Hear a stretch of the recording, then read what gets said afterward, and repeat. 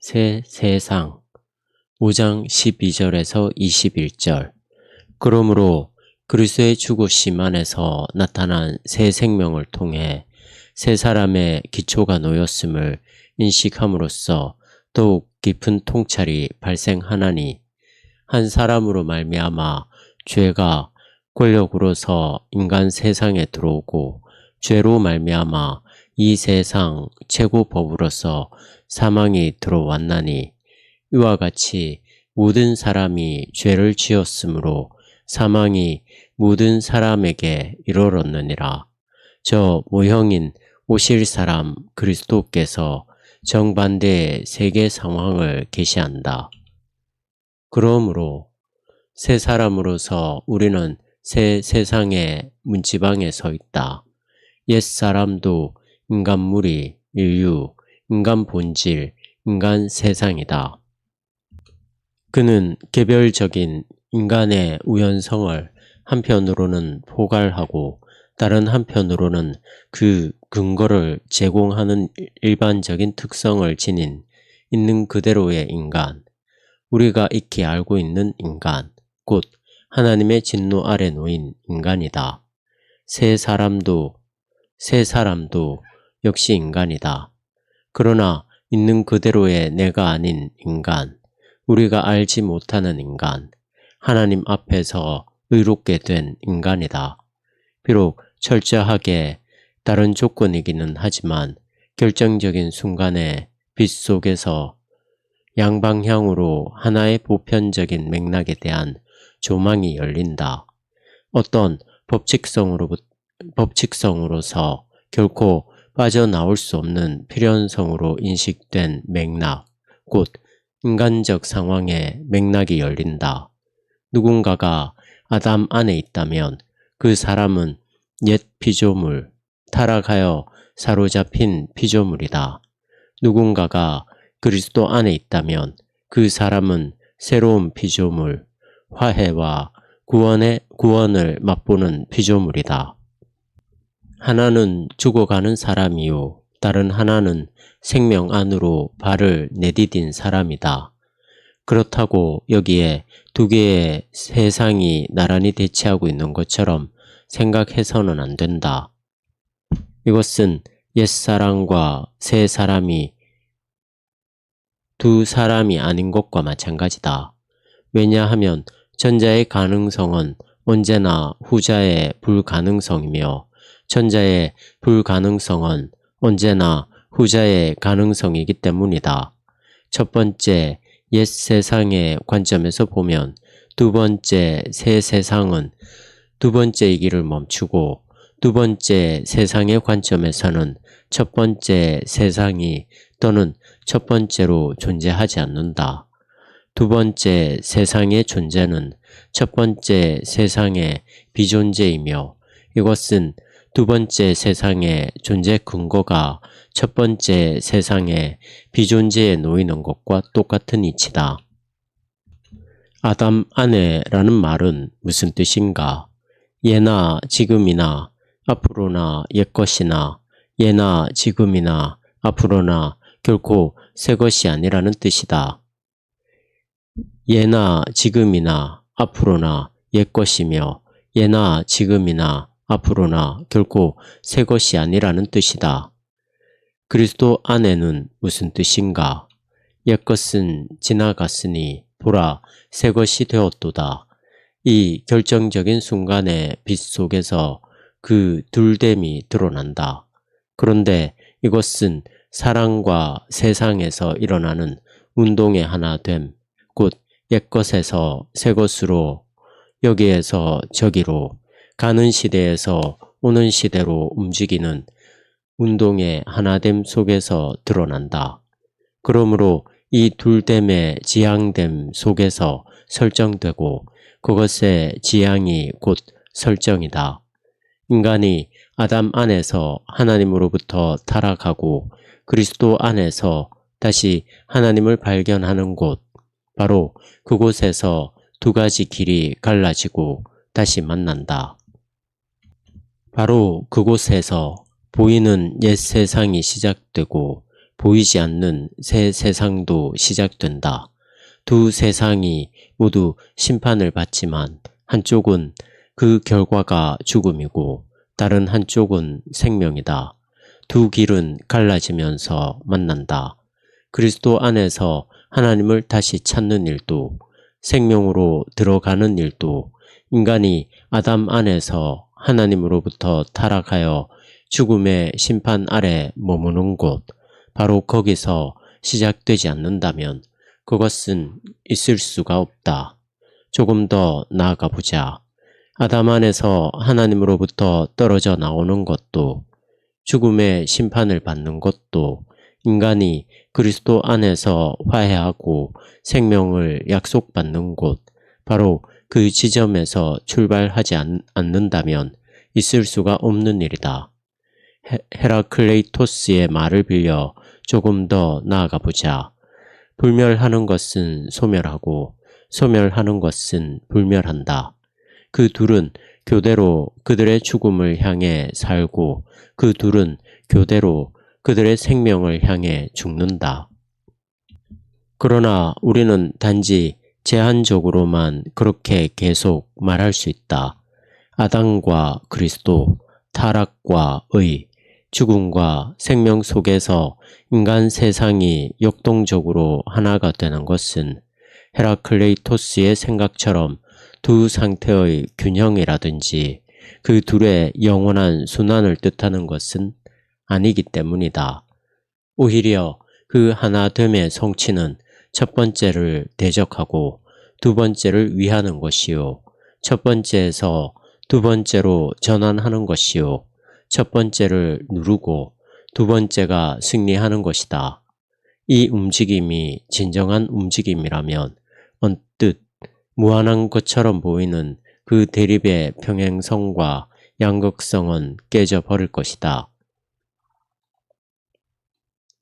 진정한 운동은 같은 것에서 전적으로 같지 않은 것으로 건너감, 그 거역할 수 없는 궁극적인 넘어감 속에서만 일어날 수 있다.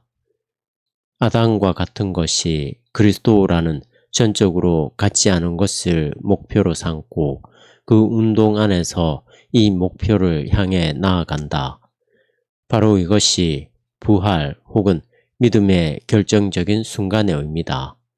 그 순간은 인간이 자칭 하나라고 착각하는 것이 둘이었음을 드러냄으로써 절단만 일으키는 것이 아니라 대립된 것들 사이에서 결단까지도 불러일으킨다.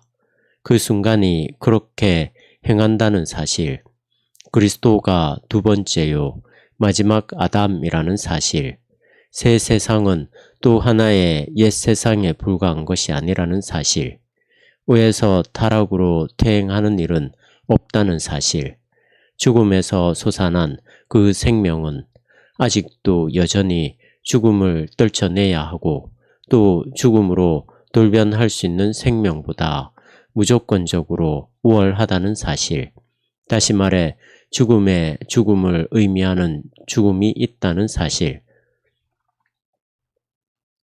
바로 이것이 복음의 내용이며 하나님의 능력, 부활의 능력이다. 이것은 우리 삶의 내용으로서 우리의 과거 삶의 내용이 아니다. 우리 삶의 내용으로서 기적 같은 전쟁이며 믿음의 역설, 근원, 창조다. 하나님의 능력이 있는 곳, 믿음이 있는 곳에 서 있는 인간, 그 인간은 있는 그대로의 그가 아닌 새 사람으로서 새 세상, 생명 세상의 문지방에 서 있다. 새 세상은 그리스도 안에서 성공적으로 지향되고 전향된 옛 세상의 다름 아니다. 우리가 이 사실을 곰곰이 숙고할 때 이미 확실하게 결정되는 것이 있다. 우리의 옛 세상은 그 실용성이 도무지 명확하지 않다가 지향과 전향을 통해 우리에게 눈에 보이게 드러나며 거기에 새로운 세상의 쓰임새가 마주 다가온다는 사실이다. 우리는 첫 번째 세상의 가시적인 소요성을 꿰뚫어 봄으로써 바로 그 세상의 전제 조건을 들여다보게 되며 바로 이 전제 조건을 뒤집어 지향하면 이 전제 조건을 뒤집어 지향하면 두 번째 세상의 전제 조건이 된다. 우리는 옛것과 새것의 이런 변증법적인 관계를 기억하면서 일단 옛것에 관심을 기울이기로 하는데 이는 그것 자체의 목적 때문이 아니라 옛것은 그 자체로 지속하지 못하고 저 우월한 새것과의 관계 속에서만 지속하기 때문에 그것으로부터 새것의 법칙을 읽기 위한 것이다. 사망은 이런 우리 세상의 최고법이다. 우리가 사망에 대해 알고 있는 것이라고는 그것이 부정과 소멸, 파괴자이자 파괴 가능성, 결코 해소될 수 없는 대립이요, 결코 외면화될 수 없는 우리 인생의 특징이라는 사실뿐이다. 사망은 우리의 모든 환란 중의 환란이며 우리의 현 존재와 존재 상태에 동반되는 모든 악, 공포, 수수께끼의 총괄 개념이요, 총합이다. 사망은 이 세상의 인간 위에 그리고 인간의 세상 위에 진노가 드리워져 있다는 사실에 대한 바로 그 기억이다. 사망이 이렇게도 확실히 이 세상의 최고법인지라 이 세상에서 이러한 세상의 극복과 갱신을 가리키는 모든 것마저도 아니 그런 것이야말로 오직 사망의 모습으로 나타난다. 도덕은 오직 정신을 통한 육체의 부정으로 드러나고 철학은 오직 죽어가는 소크라테스의 형상 안에서만 그 개념을 인식하고 정신적인 삶은 오직 자연적인 삶의 긍정에 대한 대립으로만 등장하고 진보는 주어진 것과 지속하는 것에 대한 불안한 부정 속에서만 이루어지고 모든 불꽃은 타올랐다가 결국 타서 없어질 뿐이다. 사망이 이렇게도 확실히 이 세상 최고법인지라 그리스도께서도 육신을 따라서는 먼저 죽으시고 나서야 하나님의 아들로 선포될 수 있었다. 우리가 하나님께 합당한 영광을 돌려드릴 수 있는 것도 그분의 보이지 않음과 그분에 대한 두려움을 인식의 출발로 삼을 때만 가능한 일이다. 우리는 그 모든 것을 거부하고 싶다. 우리가 할 수만 있다면 말이다. 우리는 생명의 이름으로 그 사망에 저항하고자 한다. 우리의 삶에 맞서는 저 사망의 저항이 너무나 오래되고 망각한 것만 아니라면 말이다. 우리는 모든 꺾이지 않은 예를 동반하는 회의적인 의심과 유보에 맞서 항의하고 수많은 잠정적인 부정 속에서 인간의 모든 창조적이고 건강하고 건설적이고 긍정적인 시도를 한 번에 해체하는 최종적 부정의 창백한 빛에 맞서 강력하게 항의하고자 한다. 만일 그 창백한 빛이 어떤 인간의 임의적인 행동에서 나온 것이 아니라는 사실, 표층에서만 안 보일 뿐이지 사실은 모든 인간의 현 존재와 존재 상태에 원천적으로 드리워진 것이라는 사실, 또한 인간의 활기차고 창조적인 행위는 모조리 이 고통, 혁명, 죽음에서 난 것이라는 사실이 이처럼 명백하지만 않다면 말이다. 우리는 힘이 없다. 우리는 졌다. 사망은 우리 삶의 법으로서 언제나 먼저 자리를 차지하고 있다. 우리가 말할 수 있는 것은 오직 이것뿐이다. 만일 구원이라는 것이 있다면 그것은 사망으로부터의 구원이어야 한다. 만일 긍정이라는 것이 있다면 그것은 이 최종적인 부정을 지향하는 긍정이어야 한다. 만일 탈출구라는 것이 있다면 그것은 지금 우리를 가로막고 서 있는 이 끔찍한 장벽에 있는 것이어야 한다. 만일 하나님이 정말 하나님이라면 그때 이 맨 나중에 멸망받을 원수를 무찌르고 승리하는 원수, 사망의 사망이어야 한다. 사망이란 무엇인가? 사망은 어디서 오는가? 사망은 어떻게 이 세상 최고법이 되는가? 죄. 우리는 먼저 이 세상의 인간에 대해 생각해 보려고 한다. 그는 죄의 인간이다. 죄는 우리가 알고 있는 인간의 근본적인 특성이자 태도다. 우리는 죄인이 아닌 인간에 대해서는 알지 못한다. 죄는 권력, 왕의 권력. 죄는 권력, 왕의 권력이다. 이 세상 인간을 지배하는 그 권력이다. 개별적인 인간의 죄는 이러한 상황을 다소간 분명하게 보여주며 바로 인간이 이 상황에 짓눌리고 있는 무게만큼의 의미를 가지고 있다. 그러나 이 죄는 위의 근본적인 특성과 태도의 변화 측면에서 의미는 갖지 못한다. 죄는 그것이 개별 인간에게서 어떤 모양으로 터져 나오느냐와는 별개로 우리가 아는 세상, 인간 세상을 지배하는 힘이다.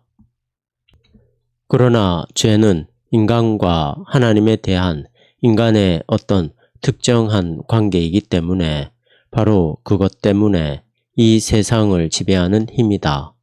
죄는 하나님에게서 존재를 획득할 뿐만 아니라 권력과 세계 권력으로서의 존재를 획득한다. 죄는 하나님의 것을 약탈하는 것이다. 이러한 약탈은 우리에게 지정된 죽음의 선을 뻔뻔히 넘어서는 것, 술에 취해서 그분과 우리의 차이를 지워 없애는 것, 그분이 눈에 보이지 않는 분이라는 사실을 망각하는 것, 낭만주의적 직접성과 거짓신과 이 세상의 신을 일으켜 세우는 형식으로 인간을 신격화하고 하나님을 인간화하면서 우리가 죽을 수밖에 없는 존재라는 사실을 생각하지 않는 것, 곧 경건하지 않음과 불의로 분명하게 나타난다.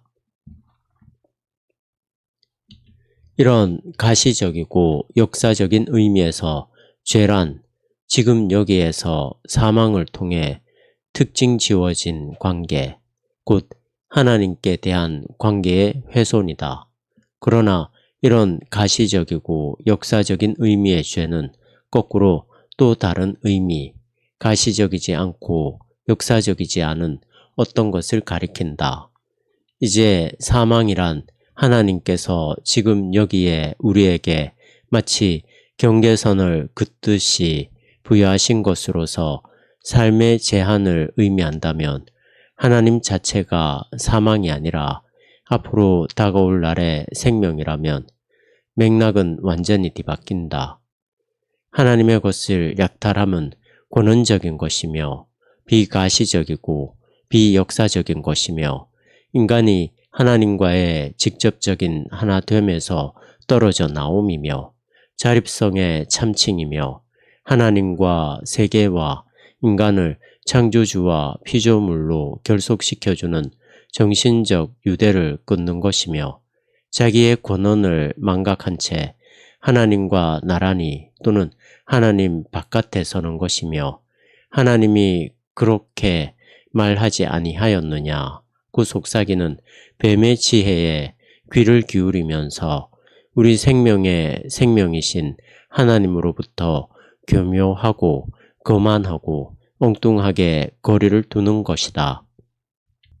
그 첫 번째 의미의 죄, 눈에 보이고 앞으로 나아가는 의미의 죄는 죄들의 현상, 표현, 흘러 넘침이며 시간적으로 앞서 일어난 사례로서 모든 시간적인 것 뒤에 있는 사례를 가리키고 있다. 명확하게 드러나지 않는 의미의 죄도 인간의 경건하지 않음과 불의로 생명을 그 특징으로 하는 관계, 곧 하나님과의 관계의 훼손으로 악마의 사주를 받아서 생겨난 광기, 에릭티쿠스 시쿠트 데우스, 너희가 하나님과 같이 되리라의 광기로 나타난다. 우리는 이런 눈에 보이지 않는 의미의 죄에서 출발하여 십자가는 옆으로 지나쳐 버리고 떠들썩하게 밀어붙이거나 기술적으로 정교하게 시도되는 것, 곧 직접적인 생명으로의 귀환을 가정하거나 시험해 보는 것을 조심해야 할 것이다. 죽음의 법 아래에 놓인 우리에게는 역사적으로 그런 것들이 핵심 문제가 된 적은 한 번도 없다는 사실을 우리는 알고 있다. 오직 비아 크루시스, 십자가의 길을 통해 얻는 조망만이 우리 죄의 배후에 놓인 맥락을 드러내어 준다. 그 조망은 우리가 두 가지 측면에서 이러한 유혹에 빠지지 않도록 날카롭게 경고한다. 첫째, 죄가 세상에 들어오고 세상이란 무엇인가? 세상은 죄를 통해 형성되고 규정된 우리의 현 존재 전체를 의미한다. 우리 안으로부터 떨어져 나온 우리 밖이 생겨났다. 이것은 우리가 이 창조주를 알지 못하기 때문에 이제는 피조물이 아닌 어떤 우주다. 이제 우리 안에 있는 어떤 것이 우리 밖에 있는 어떤 것에 반영된다. 에릭티쿠스 시쿠트 데우스, 너희가 하나님과 같이 되리라.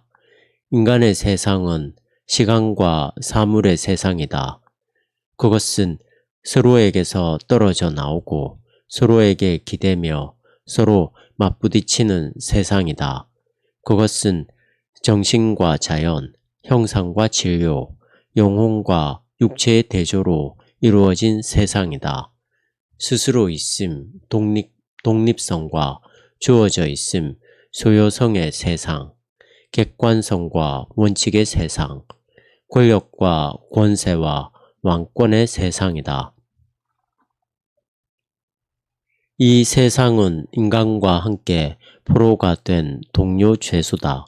이 세상은 곧 그 인간의 세상으로서 그의 왜곡됨에 근거한 왜곡에 참여하고 그가 하나님과의 관계를 훼손하는 데 참여하며 인간의 위대함과 타락을 구성하는 그 상대적이고 간접적인 신성에 참여한다.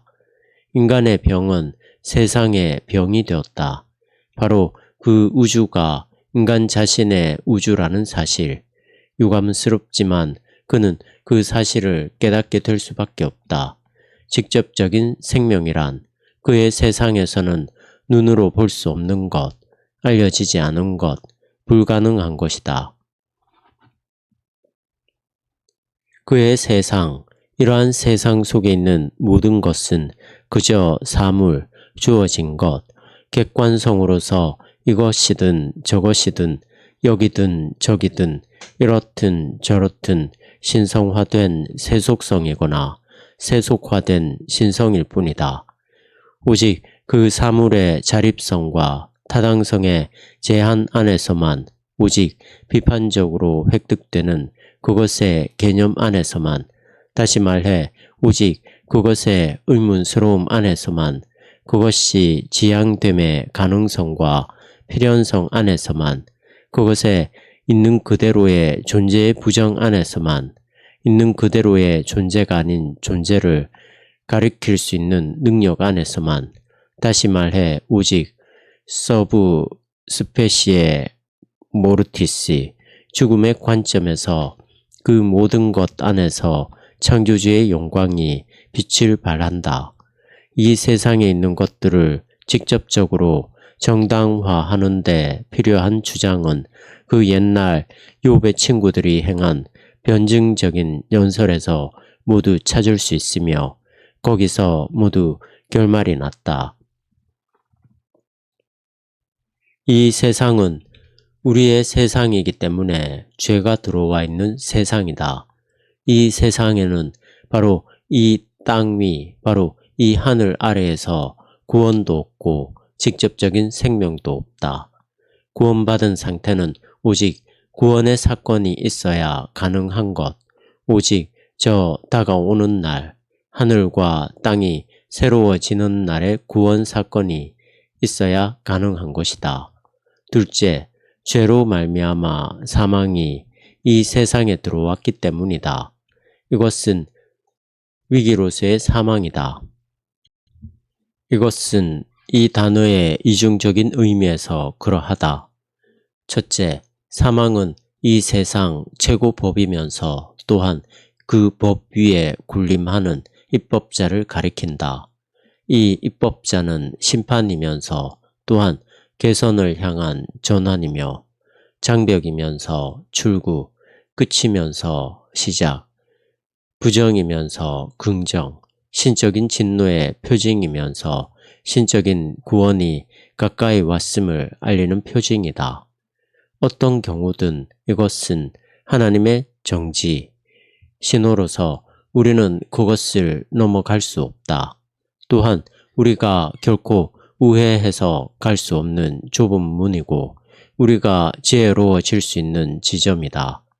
그것 외에는 우리가 지혜로워질 수 있는 가능성이 전혀 없다. 죄로 말미암아 사망이 들어온다. 사망은 죄의 뒷면이기 때문이다. 눈에 보이지 않는 근본적인 죄가 있으며 그 죄를 통해 이 세상에 사망이 들어왔다. 인간의 하나님에 대한 관계는 생명 그 자체라고 할 수 있는데 그 관계의 손상이 바로 그 죄다. 이것이 책임으로서는 죄, 운명으로서는 사망이다. 살아있기는 하지만 생명 자체에 참여하지 못하는 인간은 자기 자신을 죽어 없어질 존재라고 부른다. 권한 존재로부터 떨어져 나온 자신을 비존재라 부른다. 관계를 잃어버린 황량함 속에서 그가 가진 절대성과 자립성은 상대적이다. 하나님에 대한 관계는 불가피하게도 사망을 그 특징으로 한다. 인간의 존재는 불가피하게도 분열을 맞이하게 되고 인간의 현 존재와 존재 상태의 총체적인 문제성으로 전개된다.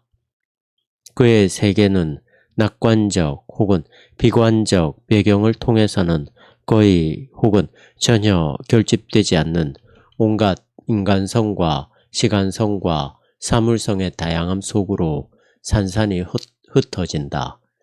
그가 어떤 형태로든 나름의 입장을 취하고 있는 자신의 직관과 마주하여 이제 제2의 세계, 눈에 보이지 않는 세계가 버티고 서 있다. 불가피하게도 이제 그 삶은 의문스러움과 제한성과 고통으로 이어지는 결국에는 사망으로 기결되는 그 선 안에서 자꾸만 어긋나고 방해받다가 결국에는 부정되고 만다. 죄가 살아있다면 죄 안에 사망이 살아있는 것이며 우리는 살아있는 것이 아니다. 죄가 다스린다면 사망 안에서 다스리는 것이며 우리도 사망의 존재다. 죄가 명령을 내린다면 그 죄가 어떤 값을 지불하기도 해야 할 것인데 죄는 사망으로 그 값을 치른다. 죄의 힘으로 생기도 잃고 유연함도 잃고 관계도 잃어버린 그 선에서는 그 어떤 지점이라도 심판이 인간의 한계가 만물의 종말이 그야말로 눈에 보이게 우리의 삶 속으로 박차고 들어와 있다. 그러나 그 모든 지점은 그 자체의 부정성 속에서 아담이 떨어져 나온 타락, 그것을 가리킨다. 모든 상대성은 그 상실된 관계, 그러나 상실될 수 없는 관계 속에서 자신의 본래적 권한인 절대성을 가리킨다. 모든 사망 현상은 우리가 하나님의 생명에 참여함을 증언하며 죄로 인해 끊어지지 않은 관계, 곧 우리에 대한 하나님의 관계를 증언한다. 물론 이 사망에서 어떤 사망의 체험이 아니라 바로 사망 자체에서 불가피하게 삶의 물음, 하나님 물음이 생겨난다. 삶 자체를 위해서 우리가 반드시 죽을 수밖에 없는 존재임을 숙고하는 것은 피해갈 수 없는 일이다. 그리스도의 십자가를 통해서 죄의 세상은 그 죄가 들어온 바로 그 자리, 오직 거기로만 넘어설 수 있음을 상기시켜주는 저 손가락은 안 보고 그냥 지나칠 수 없다. 죄로 말미암아 위기로서의 사망이 들어왔다. 우리 삶의 깨짐, 인식의 원리, 우리의 곤경이자 소망이기도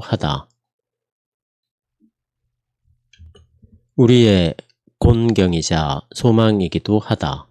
그것은 눈으로 볼 수 없는 죄의 뒷면, 눈으로 볼 수 없는 의로움의 뒷면이다. 한 사람으로 말미암아 그 모든 것이 그 한 사람은 누구인가? 아담? 그렇다. 그 한 사람은 바로 아담이다.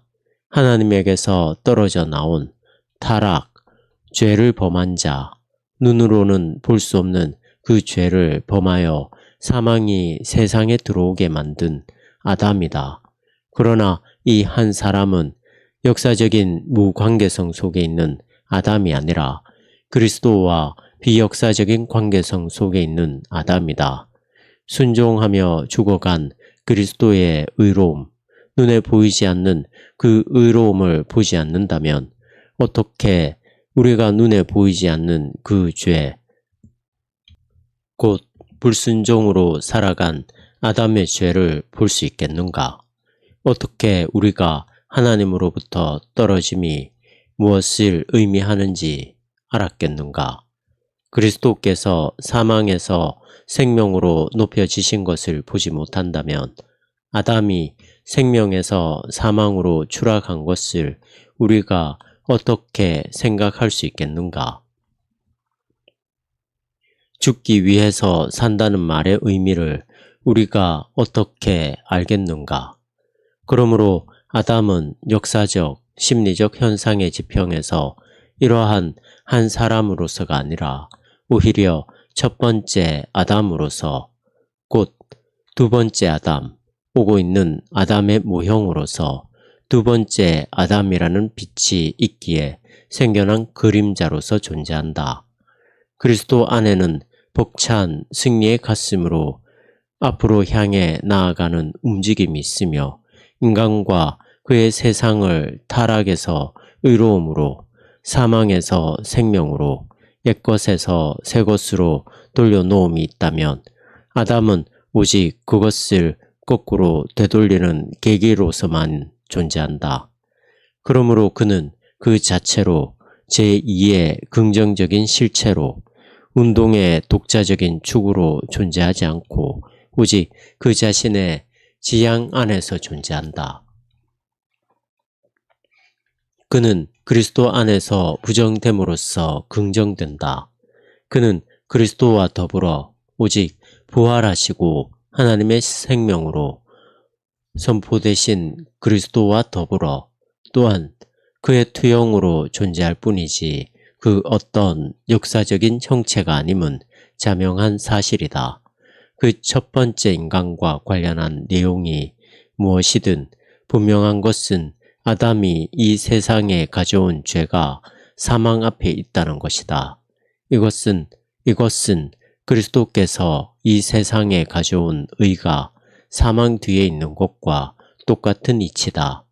그러나 우리는 철저하게 우리의 역사적 인식에 사로잡혀 아담의 사망 뒤에서 그리고 그리스도의 사망 앞에서 살고 있다.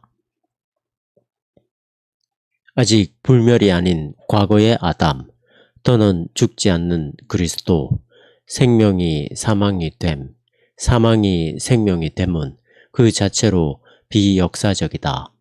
아담으로 말미암아 죄가 이 세상에 들어왔다는 것도 당연히 어떤 역사적, 심리적 사건으로 이해될 수는 없다. 바울이라면 서구 교회의 원죄, 유전된 죄, 원죄 교리를 설득력 있는 가설이라고 여기지 않았을 것이다. 오히려 바울 자신의 생각을 역사적, 심리적으로 왜곡한 사례 가운데 하나라고 생각할 것이다. 그리스도 안에서 이 세상에 계시된 의로움, 또한 이 긍정 속에서 극복될 때만 인지될 수 있는 그것의 부정이 그런 것처럼 아담 안에서 이 세상에 들어온 죄도 인간 세상의 무시간적이고 초월적인 성향이다. 이 성향은 그 인간 세상이 하나님과 맺고 있는 관계, 그러나 여전히 새로운 것을 외면하고 옛것을 향하고 있는 관계다. 이 세상 안에서 현존하고 이 세상과 함께 있는 그 첫 번째 인간을 통해 그 성향은 효력을 발휘한다. 그것은 모든 인간이 하나님과의 하나됨에서 떨어져 나오는 것, 초시간적인 타락이다. 그것은 진리가 불경과 불순종에 사로잡혀 있음에서 기인하며 하나님께서 저주받을 사람을 예정하셨다는 교리는 바로 이것을 설명하고 혹은 설명하지 못하고 있다. 그러나 이 저주는 그리스도 안에서 이루어진 영원한 선택이라는 빛에 뒤따르는 그림자와 같은 것이다. 그러므로 이 타락 사건은 아담이 잘못된 발걸음을 뗀 과거의 앞선 사건에서 첫 번째 효력이 나타난 것은 사실이지만 그것으로부터 유래하는 것은 아니다. 저주의 예정도 타락 이전의 것으로서, 다시 말해 역사적인 타락에 앞선 것으로서 파악해야 한다는 명제, 곧 구개혁주의의 명제는 설득력이 있다. 우리 모두가 행하는 것을 아담이 최초로 행한 것일 때, 오직 그럴 때만 우리 모두 위에 드리워진 그림자가 아담의 이름을 달고 다닐 수 있으며 아담의 특징을 지닐 수 있는 것이다.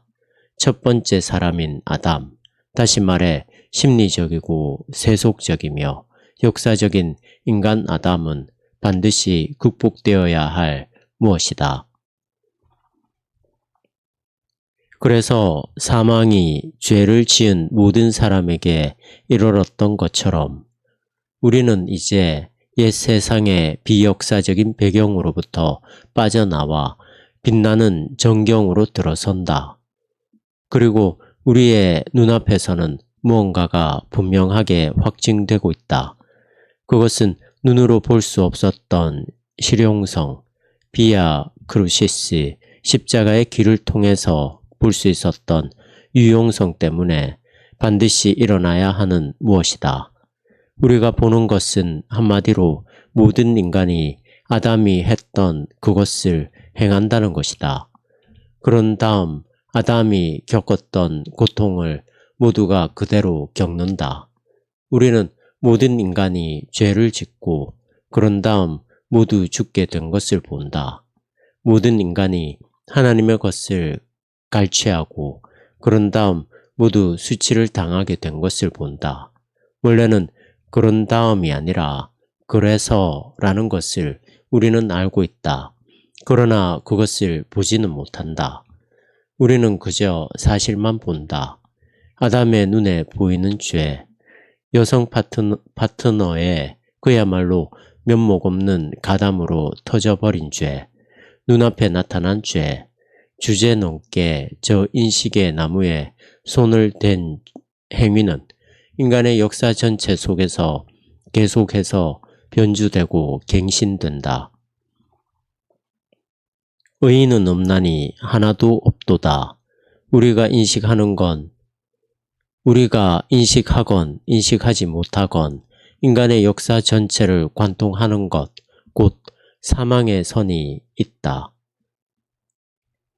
그리고 그 선 위에서 그것이 말하려는 바가 명확하게 드러난다. 아담은 선악을 아는 일에 우리 중 하나같이 되었다.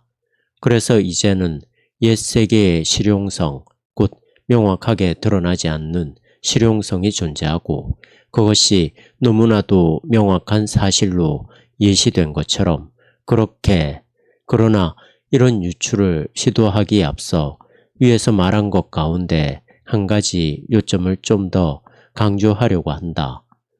죄가 율법 있기 전에도 세상에 있었으나 율법이 없었을 때에는 죄를 죄로 여기지 아니하였느니라. 그러나 아담으로부터 모세까지 아담의 범죄와 같은 죄를 짓지 아니한 자들까지도 사망이 왕노릇하였나니 아담은 오실 자의 모형이라. 반드시 강조해야 할 것은 죄라는 개념이다. 이 개념은 눈으로는 명백히 볼 수 없는 완전한 의미로 이해되어야 한다. 그래야 사라질 세상의 본질과 관련하여 그리고 장차 올 세상의 본질과 관련하여 충분한 설명이 될 것이다.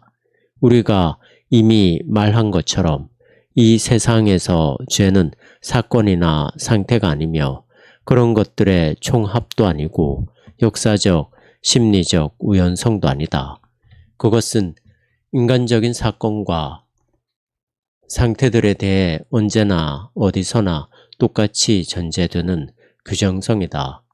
죄는 인간적 본성 그 자체의 특별한 무게다.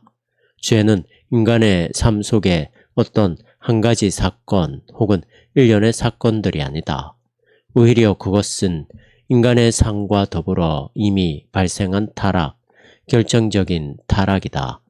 죄는 그것이 이런저런 인간의 의식 혹은 무의식에서 형성되기 전에 이미 발생한다. 죄는 이런저런 인간의 의지와 성향이 되기 전부터 존재하는 힘이다. 죄가 율법 있기 전에도 세상에 있었다. 죄와는 달리 율법은 눈에 보이는 어떤 실체, 역사적인 실체다. 그것은 인간 안에 그리고 인간들 사이에서 발생하는 기억, 곧 하나님을 향한 직접성이다. 곧 하나님을 향한 상실된 직접성이다. 그것은 신성한 진리와 신성한 의지의 규범으로서 인간의 의식에 대하여 나아가 무의식에 대해서도 현존할 수 있다. 그것은 하나님의 임재와 계시의 빛으로서 인간 세상의 특징인 시간적인 순서와 물질적인 배열의 프리즘을 통해 굴절되고 채색된 빛이다. 율법이 있는 곳에서는 인간의 의가 나타나고 신성한 선택과 사명, 하나님을 향한 자세가 나타난다. 그러나 거기서는 그 어떤 핑계도 은신처도 찾을 수 없다는 사실을 아는 자에게 복이 있도다. 율법이 있는 곳, 종교가 있는 곳에서는 인간의 불의가 나타나기 때문이다. 거기서 인간은 아무런 꾸밈이 없는 벌거벗은 인간, 부족하기 이를 데 없는 인간, 육체에 불과한 인간, 하나님을 거스르고 하나님의 진노를 맞게 되는 인간으로 서게 된다. 그가 율법이 무엇을 요구하는지 안다면 그 요구가 그에게 진지한 것이라면 그가 그 요구를 듣는 사람이라면 말이다.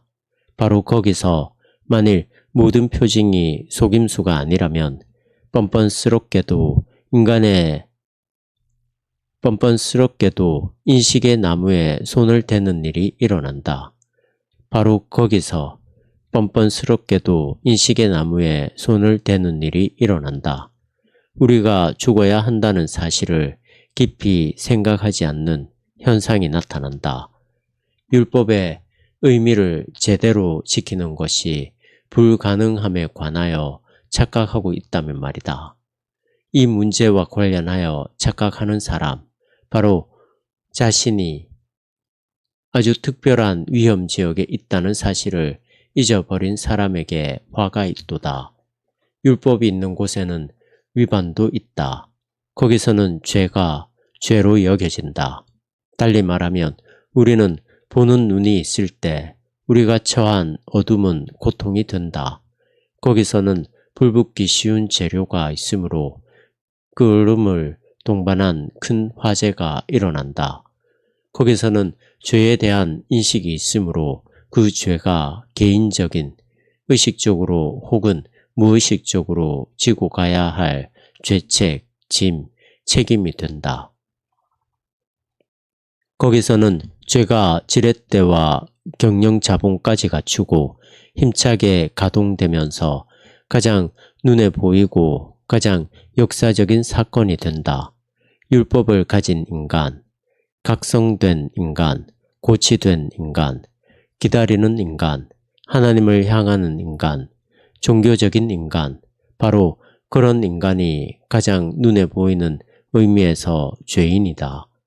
아무런 관심이 없는 대중이 아니라 종교적 관심이 있는 사람들에게서 앙거래상이나 포주가 아니라 목사들과 그 친구들에게서 극장이 아니라 교회에서 의학자들의 불경스러움이 아니라 신학대학에서 자본주의자나 궁극주의자들이 아니라 종교사회주의자와 활동가들에게서 세상의 자녀들이나 세상의 자녀들이나 읽는 오락문학이 아니라 지금 이 책과 같은 서적에서 바로 거기서 요셉의 환란이 터져 나온다. 그래서 이스라엘 백성은 그 율법으로 인해 특별한 선택과 소명을 받은 그것으로 인해 수치를 겪게 된다. 모압 백성과 블레셋 백성은 당하지 않은 패망과 고통을 당한다. 그러므로 아담의 삶에서 일어난 그 사건, 죄가 세상에 들어오게 된 과거의 그 사건이 가능해진 것은 아담도 하나의 율법을 가지고 있었기 때문, 곧 인식의 나무에 대한 경고를 받았기 때문이다. 그는 하나님과의 특별한 관계의 희생자로서 죄인이 된 것이다. 인간의 역사 속에서, 개인의 인생 여정 속에서 그야말로 아무런 율법도 없는 인간, 아무런 율법도 없는 시간, 그런 장소가 과연 있을까? 도식적으로 생각해서 그런 율법 없는 상태가 역사적으로 혹은 개인사적으로 확정될 수 있다고 가정한다면 역시 도식적으로 생각해서 아담부터 모세까지 옛시대, 곧 아담이 제 자신을 위해 받은 율법과 모세가 이스라엘 백성을 대표하여 받은 율법 사이에 그 시대가 그 자체로는 율법이 없는 상태라 부를 수 있다고 가정한다면 이렇게 말할 수 있을 것이다. 율법이 없었을 때에는 죄를 죄로 여기지 아니하였느니라. 그 기간에 사람들이 눈이 멀었다고 해서 무조건 암흑인 것은 아니다. 나무가 젖었다고 해서 화재가 안 나는 것도 아니다. 지렛대도 없고 자본도 없다고 해서 경영이 안 되는 것도 아니다. 거기서도 인간의 본질은 마치 자녀 교육을 하듯이 퍼져나간다. 하나님의 어떤 진지함, 하나님의 유머 아래서 그리 되는 것이다. 거기서 인간의 본질은 완전한 불가능성 속에 있는데 그래도 어떻게든 그 모습 그대로를 유지할 수 있다. 그 본질은 방어할 필요도 없고 공격할 수도 없다. 죄로 여겨진 죄, 갑자기 터져 나온 죄, 의식적으로 혹은 무의식적으로 개인적인 것이 되어 있는 죄와 관련하여 언급할 필요가 있는 것들, 곧 2차적으로 궁극적인 것들에 대해서는 여기서 아무런 언급이 없다. 율법이 없으면 죄가 죽은 것임이라. 이런 잠자는 죄인들에게 딱 맞는 말씀은 오직 궁극적인 최종적인 말씀, 곧 용서일 것이다. 그런데 이런 잠자는 죄인들도 바로 이 말씀을 기다린다. 왜냐하면 루소식의 감수성이 멋지게 그리는 그 순진한 장꾸러기라 할지라도 그 법칙, 곧 세상에는 죄가 있다는 법칙에서 예외가 될 수 없기 때문이다. 증거는 이것이니, 그러나 아담으로부터 모세까지 아담의 범죄와 같은 죄를 짓지 아니한 자들까지도 사망이 왕노릇하였나니, 사망이라는 세상의 법칙이 율법 없는 그런 사람들한테는, 만약 그런 사람들이 있긴 하다면 그런 사람들한테는 적용되지 않았다는 말은 들어본 적이 없다. 똑같은 자연성과 피조성, 똑같은 속박과 환란, 그리고 출생과 사망이라는 똑같은 수수께끼는 분명 저들까지도 포괄하고 있다. 그런데 깨어있는 우리는 거기서 우리의 죄에 대한 심판, 우리의 죄보다 큰 심판을 알아차린다. 이렇듯 저들까지도 포함하는 보편적인 사망의 통치는 눈에 보이지 않는 죄의 현존을 가리키고 있다. 다시 말해 그 통치는 어떤 역사적인 삶에서 저절로 생겨나 죄라고 성토할 수 있는 어떤 사건들과 동일시 될 수 없는 사건, 발생한 한 가지 사건을 가리킨다. 저 잠자는 자들이 꾸는 꿈에도 분명히 최종적인 기원, 저편의 기원이 있다. 그들의 얼굴에도 나타나는 특징, 곧 히포크라테스가 말한 그 특징이 이것을 증명한다. 하나님은 그들도 진지하게 여기신다. 그들도 인간이 하나님의 생명으로부터 소외된 상태에 있으며 죄책과 책임의 짐을 진다. 그들도 하나님의 진노 아래에 있다. 비록 그것이 은폐된 진노라 할지라도 말이다. 그들의 범죄 행위가 아담이 저지른 범죄의 표본과 똑같지 않고 이스라엘의 그것과 똑같지 않다는 점이 그들에게 안심이 되지 않으며 변명이 되지 않는다. 역사적으로 봤을 때는 비록 그들이 확실히 무언가를 들은 바도 없고 마땅한 책임도 없지만 그럼에도 불구하고 그들도 선택과 배척, 칭의와 저주의 위기 속에 있는 것이다. 율법 아래 놓여 죄악이 5월의 꽃처럼 한창 피어나는 시절에 죽어야 하는 자들과 그들의 차이는 다만 상대적인 것에 불과하다. 이는 하나님께서 외모로 사람을 취하지 아니하심이라. 무릇 율법 없이 범죄한 자는 또한 율법 없이 망하고 무릇 율법이 있고 범죄한 자는 율법으로 말미암아 심판을 받으리라.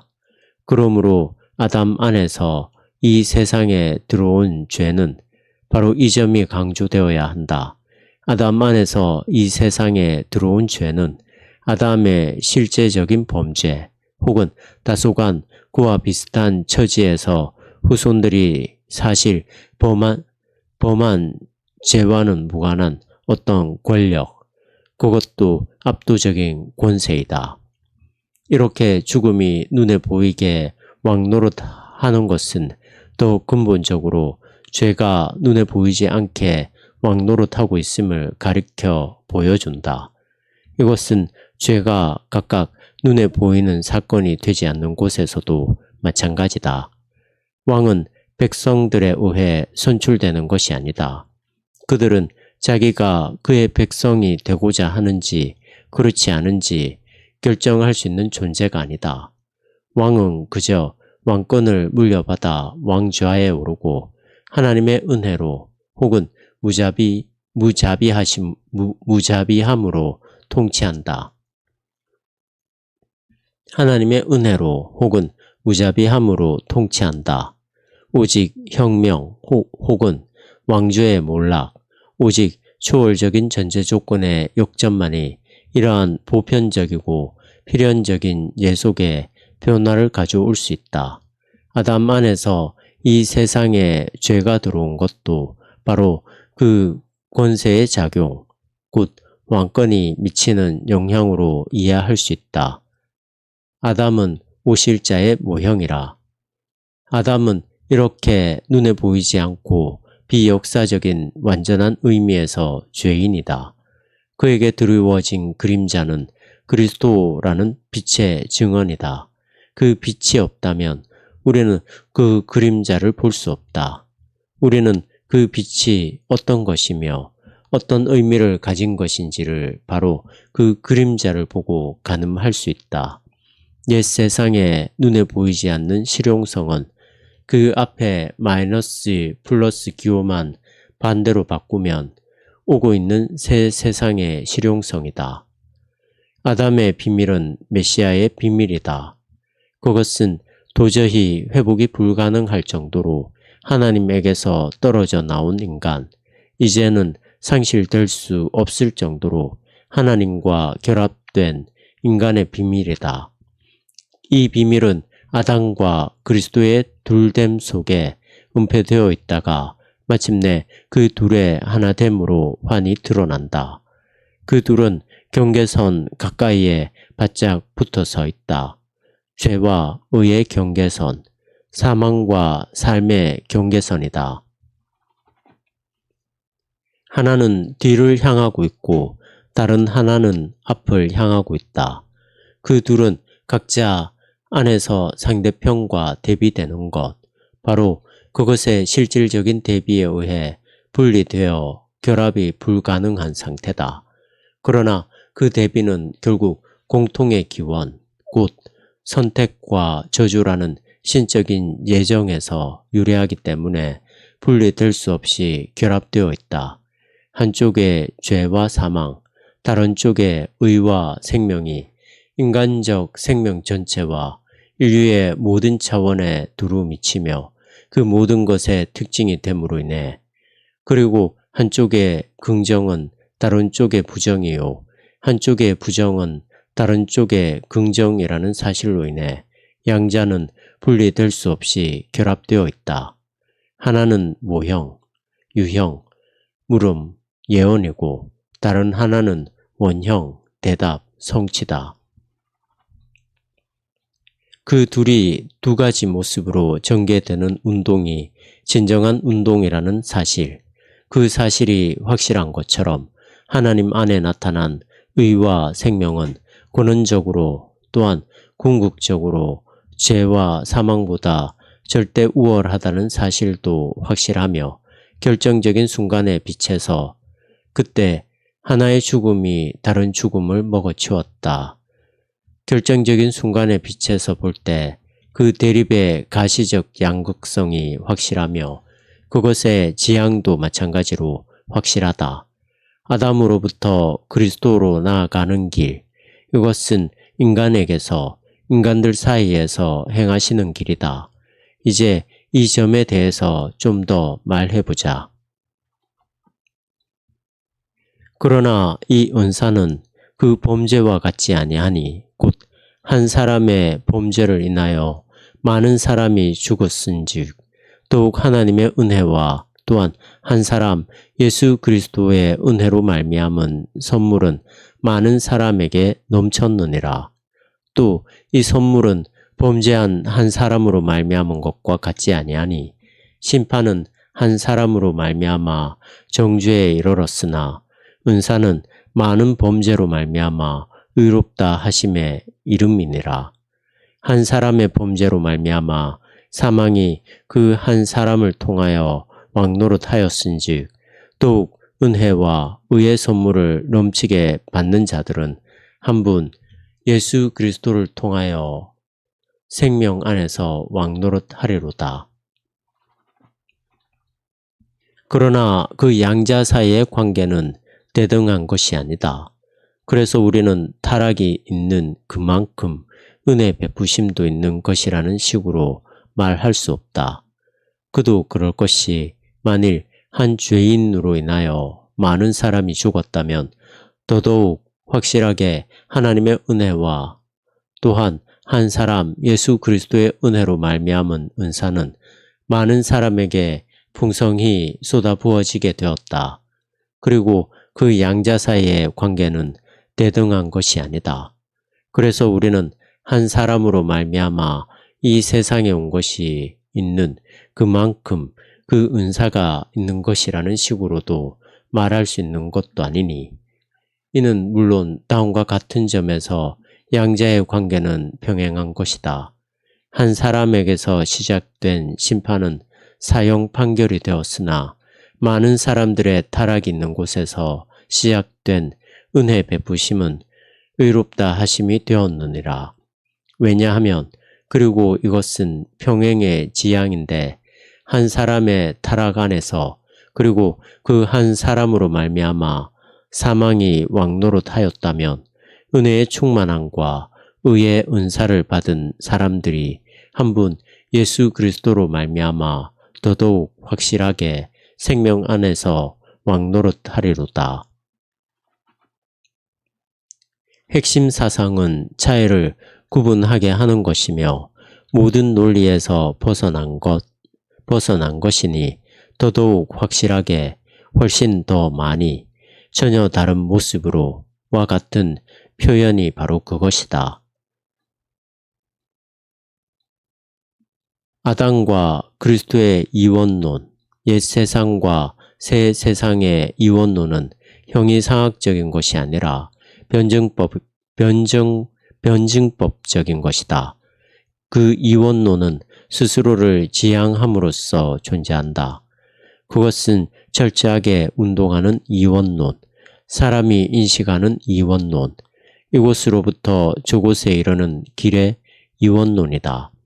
그 둘이 그네의 운동처럼 대등한 관계에 있다고 상상한다면, 혹은 모래시계의 위아래 두 개의 유리잔처럼 수시로 위치를 바꿔놓을 수 있는 관계로 상상한다면 그것은 상황 전체를 완전히 잘못 이해한 것이다.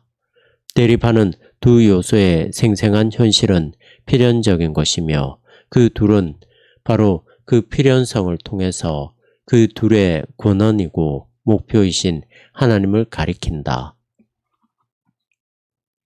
그러나 이러한 신적인 필연성은 죄책과 운명으로부터 화해와 구원으로 나아가지 않을 수 없다.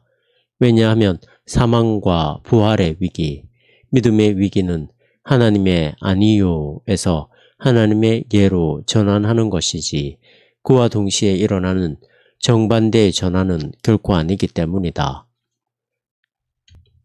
요컨대 새 세상에 보이지 않는 실용성은 옛 세상의 실용성과 형태적인 면에서는 같지만 그 의미와 능력은 결코 같지 않다.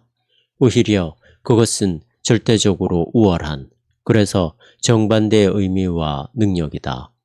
이제 우리는 바로 이 점에 대해 깊이 생각하고 논의하고자 한다.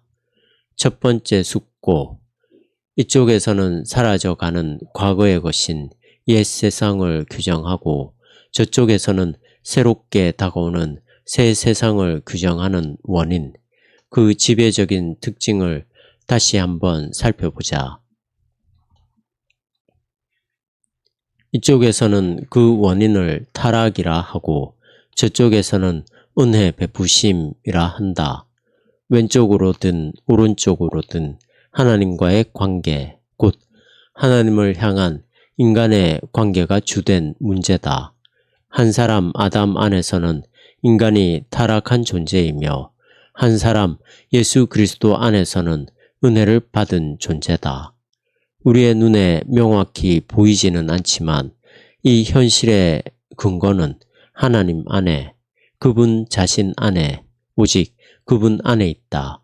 이것은 양쪽 모두에게 공통적이다. 그래서 타락의 무게와 은혜 베푸심의 무게가 마치 같은 것처럼 보인다.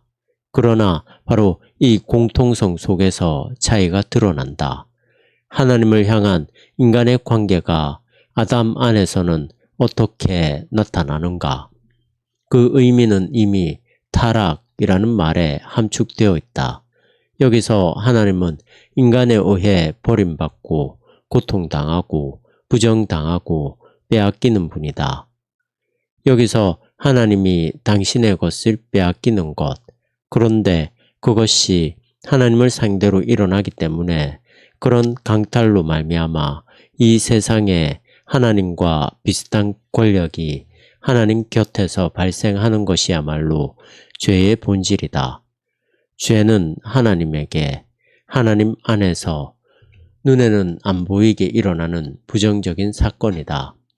그것에 상응하여 일어난 일이 바로 한 사람의 타락으로 인하여 많은 사람이 죽었다는 것이다.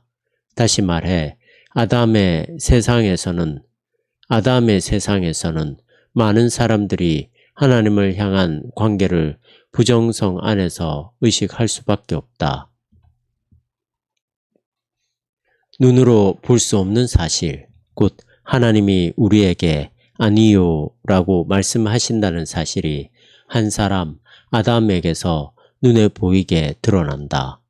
이제 하나님은 우리를 낙원에서 내쫓는 공격적인 존재, 우리에게서 생명을 빼앗아 가는 강도 같은 존재로 나타난다. 시쿠트 호모 베칸도 라피트 큐오드 데이 에스트 이타 데우스 푸니엔도 아페르트 쿠오드 호미니스 에스트.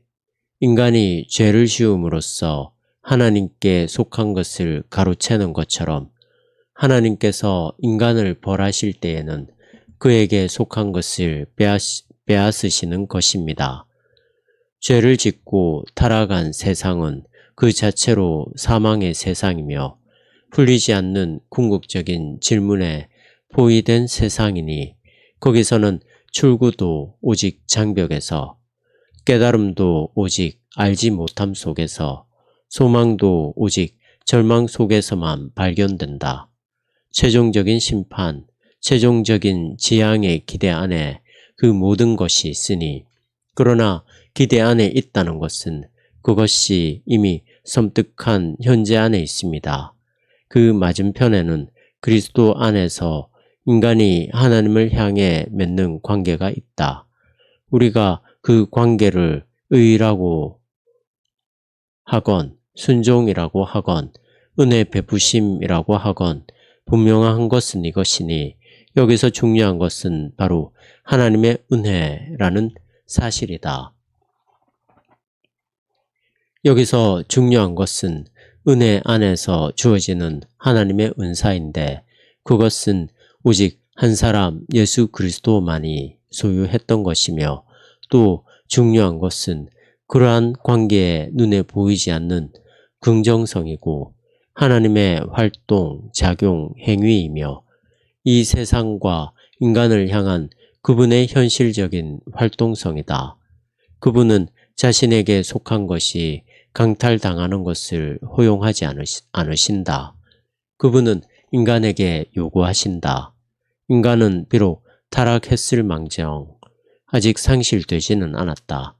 그분은 자비롭고 놀라운 분이시다. 그분은 은혜를 베푸시는 하나님, 그저 주시는 하나님이다.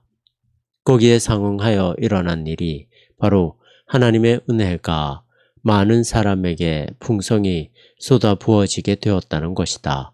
다시 말해 그리스도의 세상에서는 하나님에 대한 인간의 관계는 긍정적으로 의식된다. 이제 하나님은 창조주여, 구원자, 생명을 주시는 분, 온갖 좋은 은사를 주시는 분으로 나타난다. 눈으로 볼 수 없는 사실, 곧 하나님이 우리에게 부단히 예라고 말씀하신다는 사실이 한 사람 예수 그리스도에게서 눈에 보이게 드러난다.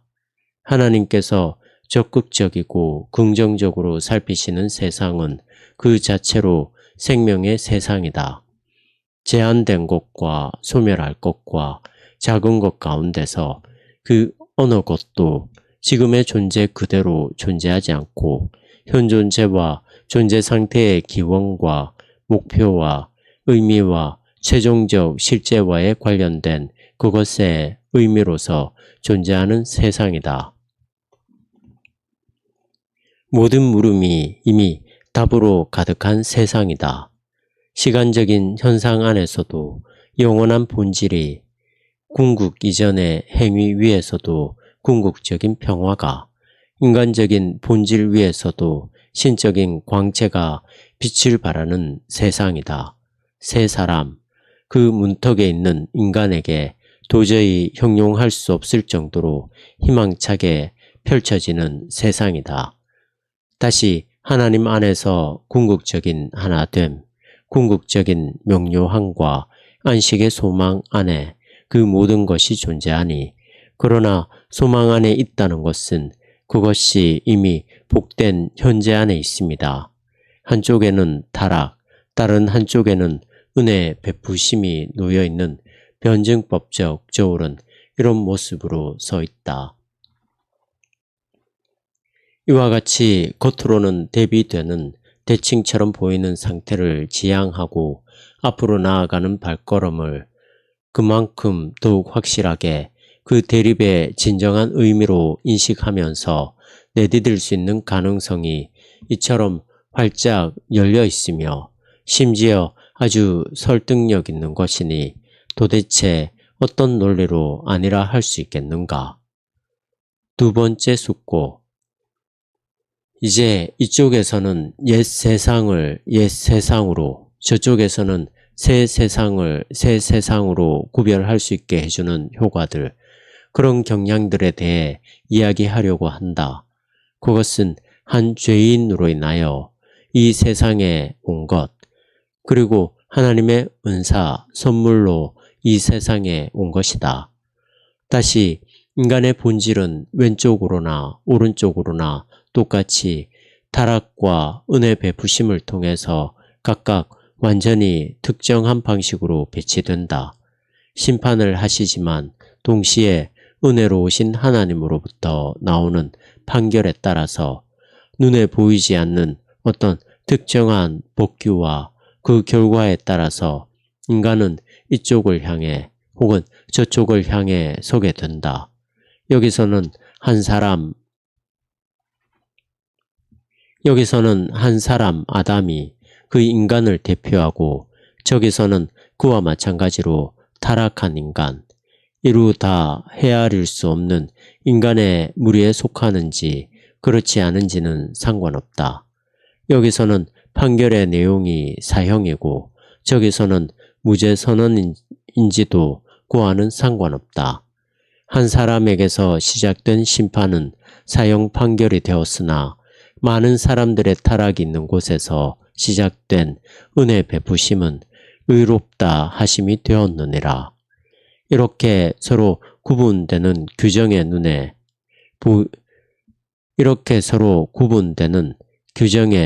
눈에 보이지 않는 기원과 관련해서는 옛 세상이나 새 세상이 똑같다. 두 세상은 하나님과의 관계에서 옛것이거나 새것이며 알프스의 분수령에서 갈라지는 물처럼 다리를 떠받치는 기둥에서 갈라지는 물줄기처럼 두 세상은 하나님에게서 갈라진다. 선택과 저주의 권한이 되시는 그분에게서 굴절을 경험한다는 점에서 그 둘은 같다. 그럼에도 불구하고 그분이 선택하고 저주하신다는 것은 엄연한 사실이다. 다시 말해 그 둘은 같지 않다. 그분의 판결이 이쪽과 저쪽의 인간에게 각각 무엇을 의미하는지 살펴보자마자 그것이 분명히 드러난다. 우선 한 죄인으로 인하여 이 세상에 들어온 것은 사망이 그 한 사람을 통하여 왕노릇함을 의미한다. 여기서 그 한 사람은 고통당하고 외면당하고 빼앗기는 존재로 나타난다. 다시 말해 그는 첫 인간에게서 시작해서 마지막 인간까지 붙잡은 쇠사슬에 매인 존재임이 드러난다. 인간은 어떤 눈에 보이는 이전과 이유로 규정되는데 이것은 전체적으로 인과적으로 사망의 숙명을 의미하며 그가 속한 세상의 특징이기도 하다. 물질적, 정신적 불행과 기계적인 필연성, 운명의 신이 무의미한 생성과 소멸의 순환 속에 근거 없는 안전, 정처 없는 실망감, 불확실하고 의심스러운 청춘, 너무나 확실한 늙음, 낙관적 편견과 비관적 편견이라는 굴레 속에 인간을 얽어맨다. 그는 의지할 수 없기 때문에 살 수 없다. 그는 자유롭지 않기 때문에 소망할 수 없다. 그는 자유로운 목적을 갖고 있지 않기 때문에 자유롭지 않다. 그는 죽을 존재이기 때문에 오직 죽을 수밖에 없는 존재이기 때문에 자유로운 목적을 가질 수 없다. 이러한 사형 판결이 어떤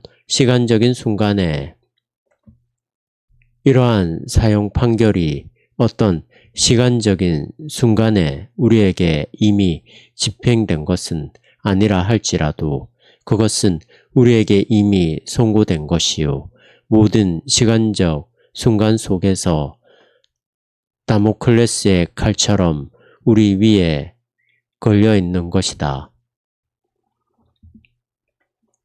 다른 한편으로 이것은 한 사람의 의인으로 말미암아 하나님의 선물로서 이 세상에 들어온 것을 의미한다. 그것은 다름이 아니라 은혜의 충만함, 의의 은사다.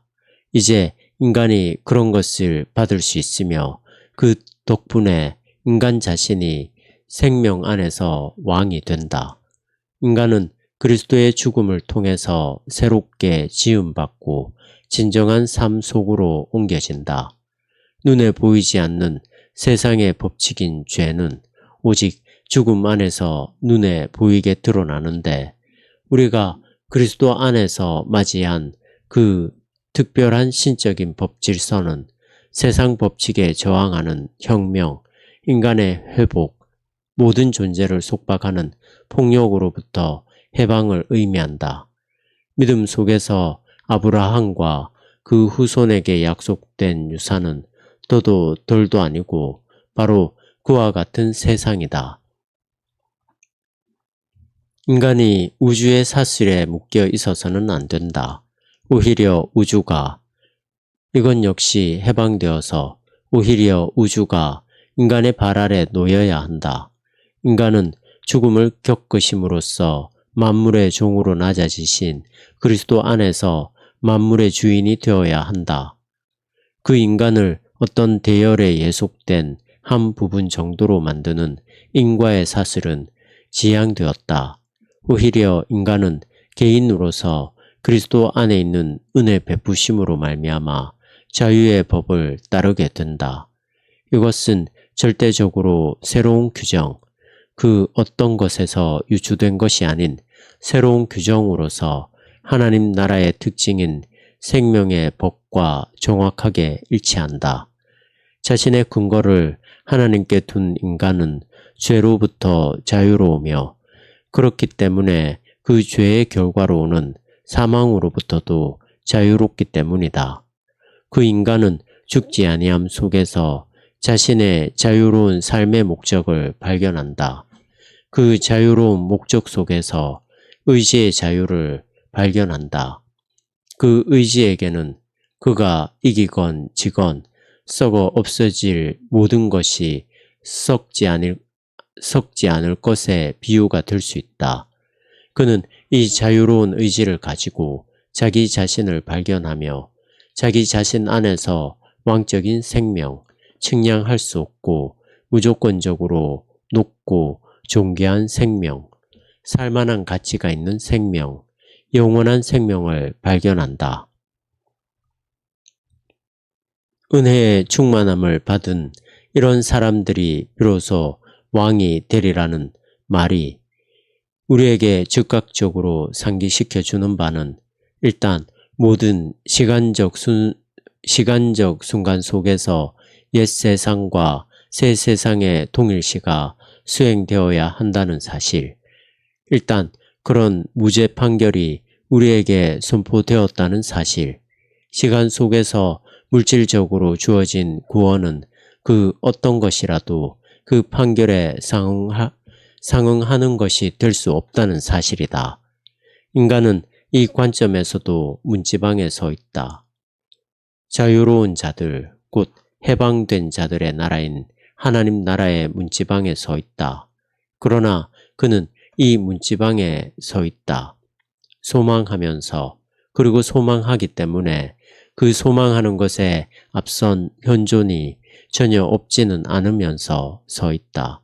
그래서 다시 심판과 은혜 베푸심을 양쪽에 올려놓은 변증법적인 저울의 상태 그 자체가 답이 될 수 있는 것 같다. 우리가 더더욱 확실하게 옛 세상의 실용성으로부터 새 세상의 우월하고 승리에 넘치고 철저히 다르고 한없이 더 중요하고 더 강력한 실용성을 도출해낸 것이 타당한 것인지 아닌지의 물음에 대한 대답 말이다.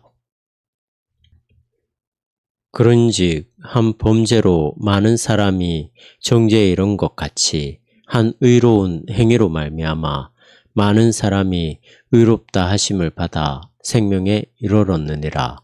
한 사람이 순종하지 아니하므로 많은 사람이 죄인 된 것 같이 한 사람이 순종하심으로 많은 사람이 의인이 되리라.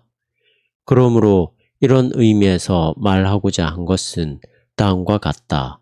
한 사람의 타락으로 말미암아 모든 사람이 사형 판결에 이른 것 같이 한 사람 안에서 계시된 의로움의 선언으로 말미암아 모든 사람이 의롭다 하심을 받았으니 이것은 곧 생명이니라. 한 사람이 순종하지 아니하므로 많은 사람이 죄인으로 세워졌던 것 같이 한 사람이 순종하심으로 많은 사람이 의인으로 세워지리라. 앞에서 우리는 옛 세상의 맥락을 지배하는 죄가 그것과 마주 서 있는 의와 마찬가지로 근원적으로 눈에 보이지 않는 객관적 특성을 지니고 있음을 분명히 제시했다. 더 나아가 그렇게 밝혀진 세상적인 갈등은 타락, 떨어져 나감에서 화해로, 포로 상태에서 구원으로, 사망에서 생명으로 나아가는 움직임으로서 다시 사라지기 위해서만 등장할 수 있음도 확인하였다. 그래서 이제 우리는 처음에 시도했던 대립을 오해의 위험 없이 수행할 수 있게 되었다. 아담은 옛 주체이며 이러한 세상에 사는 이러한 인간으로서의 나이다. 아담은 옛 주체이며 이러한 세상에 사는 이러한 인간으로서의 나이다. 이 나는 타락했으며 하나님의 것을 빼앗아 자기 것으로 삼고 결국 자기의 영광 속에서 살아가려고 한다. 그것은 개별적인 역사적 행위가 아니라 언제나 이미 전제되어 있는 결코 회피할 수 없는 궁극적으로는 신적인 저주와 신적인 불만의 비밀에서 유래한 규정성, 곧 모든 인간 역사의 특성이다. 이 타락과 더불어 직접적으로 모든 사람에게 주어진 것이 또 하나 있으니 그것은 사형 판결이다. 다시 말해 그것은 이 세상에서 살아가는 인간의 인간적인 자연성과 피조성, 소멸성과 불충분성, 그가 당해야 하는 환난, 피할 수 없는 저주, 그리고 운명이다. 이는 한 사람이 순종하지 아니하므로 많은 사람이 죄인으로 세워졌기 때문이다. 그의 행위를 통해 환히 드러나는 것은 그저 아담이라는 사람의 어떤 개인적인 상태가 아니라 바로 그 특정한 개인 안에 그리고 그와 더불어 있는 상태이니 개인 곧 모든 개인 많은 사람이 바로 그 상태 속에 있다. 그들이 죄인으로 세워졌고 그들에게 조명이 비춰지고 볼 눈이 있는 사람들은 그들을 발견한다. 애초부터 본래적으로 있는 모습 그대로의 인간으로서 아담 안에 있지 않은 자는 없다. 모든 인간은 옛 주체, 타락한 주체, 그래서 그 자체로서 사형 판결 아래에 놓인, 부정의 관점 아래 놓인, 하나님의 진노 아래 놓인 존재다. 이것이 옛 세상이요. 우리는 언제나 또다시 그 세상으로부터 유래한다. 그러나 그리스도는 새로운 주체다. 오고 있는 세상의 나이다. 이 나는 신적인 의의 선언, 신적인 선택을 받았고 그 선택을 지니고 있으며 그 선택을 드러내는 나이다. 이는 내 사랑하는 아들, 내가 기뻐하는 아들이라. 인간에게 이런 자격을 부여함도 다윗의 후손으로 태어난 사람을 부활의 능력을 통해 하나님의 아들로 임명함도 눈에 보이지 않는 것, 역사적이지 않은 것, 주어지지 않은 것이다. 혈과 육은 그것을 드러낼 수 없다. 여기서도 신적인 예정의 비밀로부터 인식함이 또한 인식된 것이 생성된다. 그리고 이것은 인간 역사의 새로운 규정성, 무적의 탁월한 특성이 된다. 그리스도 안에서 내려진 이런 의의 선언과 더불어 직접적으로 또한 모든 사람에게 제공된 것이 있으니 그것은 칭의 곧 생명이며 모든 부정의 근본적인 부정이며 모든 부정의 근본적인 부정이며 죽음의 죽음이며 모든 장벽이 무너져 내림이며 모든 속박이 끊어져 버림이며 인간이 하늘로부터 오는 처소로 덧입는 것이다. 이 의의 선언과 더불어 직접적으로 모든 사람의 사망이 승리에게 삼켜졌으며 죽을 것이 생명에게 삼켜졌다. 그리스도께서 죽은 자 가운데서 살아나셨음에 다시 죽지 아니하시고 사망이 다시 그를 주장하지 못하느니라. 이 의의 선언과 더불어 직접적으로 새로운 주체, 모든 인간의 영원한 주체가 창조되었다. 그것은 한 사람이 순종하심으로 많은 사람이 의인으로 세워질 것이기 때문이다. 여기서도 한 분 예수의 삶과 죽음 속에서 순종의 행위로 간주되고 평가될 만한 것을 통해 드러나는 것은 그저 어떤 일반적인 개인, 어떤 일반적인 인격, 어떤 일반적인 개체가 아니다. 여기서 발견된 것은 오히려 특정한 개인, 특정한 인격, 특정한 개체다. 바로 그 한 분 안에서 많은 개인이 세워지고 조명을 받고 볼 눈이 있는 사람들에게 발견된다. 너와 나는 하나님 앞에서 의로운 자, 하나님이 살피시고 아시는 자, 하나님 안에 기초를 둔 자, 하나님이 자기 것으로 삼으신 존재다.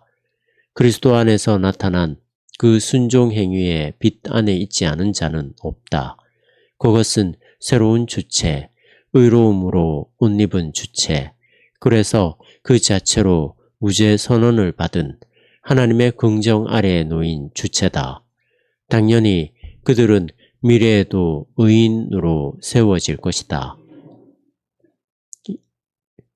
그들은 미래에도 의인으로 세워질 것이다. 이다. 이와 함께 우리는 너와 내가 지금의 존재로서는 언제나 오직 소망 안에서만 우리의 이런 긍정적인 관계, 곧 하나님에 대한 긍정적인 관계를 생각할 수 있음을 잊지 않아야 한다. 우리는 문지방에 서 있다. 그러나 우리는 문지방에 서 있다. 이것은 새로운 세상, 곧 우리가 언제나 또다시 마주하여 나아가고 있는 세상이다. 율법이 들어온 것은 범죄, 타락을 더하게 하려 함이라. 그러나 죄가 더한 곳에 은혜가 더욱 넘쳐 흘렀나니 이는 죄가 사망 안에서 왕노릇한 것 같이 은혜도 또한 의로 말미암아 왕노릇하여 우리 주 예수 그리스도로 말미암아 영생에 이르게 하려 함이라.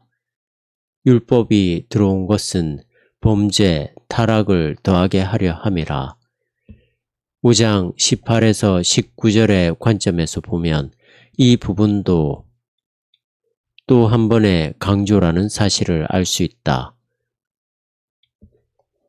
이 부분은 앞에서 이미 타락, 순종하지 않음과 같은 표현으로 심화되고 명확해진 개념, 곧 죄의 개념을 다시 한번 다루고 있는데 여기서 주된 관심은 그 개념과 마주 서 있는 개념, 곧 의의 선언, 순종의 탁월한 의미를 마지막으로 지적하려는 것이다. 그리고 여기서도 다시 율법의 개념이 등장하여 그 강조의 효과가 더 잘 나타나도록 하고 있다. 저쪽에서는 보이지 않는 죄가 율법이 없는 곳에서도 죽음 안에서 막강한 힘으로 세력을 떨친다는 사실을 우리는 확인했다. 여기서는 그 죄가 율법이 있는 곳에서 명백히 눈에 보이는 것이 됨을 밝히고자 한다. 율법이 예컨대 두 개의 거대한 세계 규정성인 타락과 의의 선언, 순종하지 않음과 순종함의 사이를 제3의 가능성으로서 비집고 들어서는 것은 결코 아니다. 눈에 보이는 역사적인 실체인 율법은 저 두 세계의 대립이 사람들에게 의식될 수밖에 없는 곳, 이쪽에서 저쪽으로의 필연적인 전환이 인식될 수밖에 없는 곳, 바로 그 지점과 장소를 표시해 줄 수 있을 뿐이다. 우리는 옛 세상과 마주하여 새 세상이 승리자의 모습으로 당당하게 서 있는 것을 살펴봤다. 새 세상은 거대하고 객관적인 맥락 속에서 하나님의 뜻과 통치에 기초한 보이지 않는 실용성을 가지고 있다. 하지만 우리가 무언가를 잊거나 간과하거나 은폐하지 않았을까?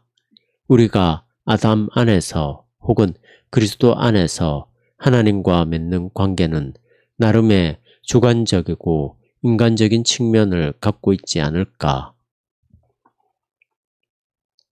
옛사람과 새사람이라는 보이지 않는 가능성과 더불어 보이는 가능성, 곧 어떤 종교적인 인간으로 존재할 수 있는 눈에 보이는 가능성도 있지 않을까? 아담과 그리스도 사이에 어떤 제3의 인간은 없을까? 가령 모세를 위시하여 그 형 아론, 예언자, 제사장, 믿고 소망하고 사랑하는 인간, 하나님을 경외하는 자, 하나님께 거룩하게 바쳐진 자, 하나님의 영에 사로잡힌 자, 각성한 자, 기다리고 서두르는 자, 귀 기울여 듣고 보는 자, 준비되어 행동하는 자, 허공으로 뛰어드는 것을 감행하는 자, 혹은 적어도 작은 것에 충성하는 자, 사유하는 자, 실천하는 자, 기도하는 자가 있지 않을까? 요컨대 역사와 현재 속의 종교 같은 것, 종교가 있는 곳에서는 새로운 인간이 서 있는 문지방은 이제 눈에 보이게 넘어선 것이 되어야 하지 않을까? 한쪽에는 죄, 다른 한쪽에는 의로움을 달아놓은 변증법적인 저울은 건강하고 강력한 신적 인간성과 인간적 신성에 의해 눈에 보이게 대체되어야 하는 것 아닌가?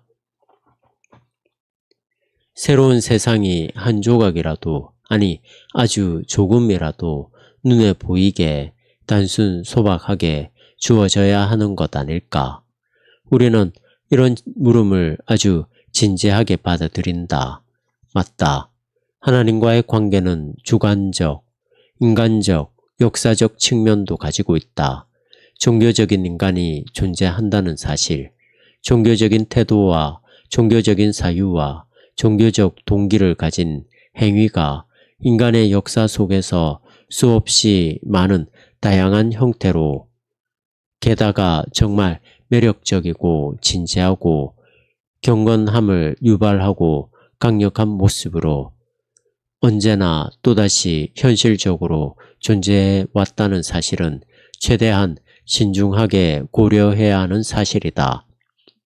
우리는 종교적 영역의 다면적인 현상에 관하여 상대적인 비판을 가할 수는 있다.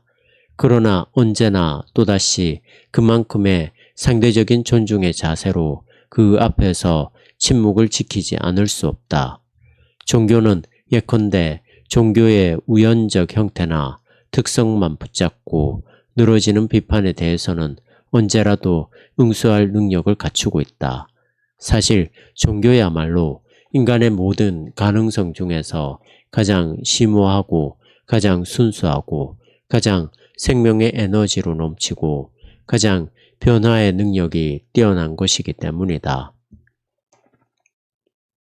종교는 하나님의 계시와 관련하여 어떤 인상을 받고 그것을 올곧게 간직할 수 있는 인간의 가능성이며 옛사람에서 새 사람으로의 회정과 전환의 움직임을 인간적 의식과 창조성이 눈에 보이는 형태로 모사하고 뒤따라 체험하고 나름대로 구성하는 가능성이며 하나님의 길에 상응하며 그 길을 예비하고 동행하거나 뒤따라가는 태도를 홀로 혹은 공동체적으로 수용하고 그것을 의식적으로든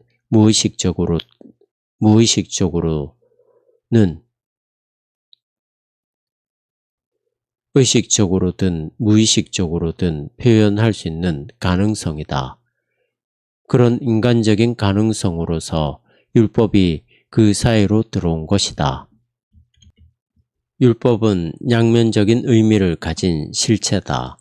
하늘과 땅 사이를 곧 성취에 대한 최고의 약속과 최고의 의심스러움 사이에서 떠돈다. 율법의 자기 주장에 따르면 곧 율법이 스스로 주장하고 생각하고 추구하는 내용만으로 보자면 새로운 세상, 하나님의 소유, 하나님의 임재, 의로움, 생명으로서 존재할 수 있는 어떤 가능성처럼 보인다. 너희는 천사가 전한 율법을 받고도 지키지 아니하였도다. 율법은 거룩하고 계명도 거룩하고 의로우며 선하다. 그러므로 율법도 분명히 하나님 안에서 보이지 않는 토대와 의미를 갖고 있으며 우리는 끊임없이 그 토대와 의미를 물어야 한다. 종교를 인정하고 대변하고 옹호하는 모든 행위는 여기서 상대적인 타당성을 확보한다. 그러나 율법은 분명히 인간적인 가능성이며 역사적인 현상이요 현실이고 사실 인간 세상에 철저하게 연루되어 있다. 이 점에서 율법의 위에 자기 주장의 내용을 완전히 은폐하는 심리적, 지성적, 도덕적, 사회학적 형태로 볼 때 분명히 옛 세상이다. 이것은 죄와 사망의 그늘 아래 있다. 종교의 신적인 가능성은 결단코 인간의 가능성이 될 수 없다. 모든 종교 비판은 여기서 상대적인 타당성을 확보한다. 그렇다. 하나님과의 관계는 필연적으로 주관적인 측면을 가진다. 하지만 이 주관적인 측면 그 자체는 역시 필연적으로 사망의 법 아래에 있다. 이런 어스름 어스름 빛에서 빠져나갈 수 있는 방도는 없다. 아론에게도 없고 모세에게도 없다. 가장 보잘것없는 종교적 체험도 안 되고 최고의 종교적 체험도 안 된다.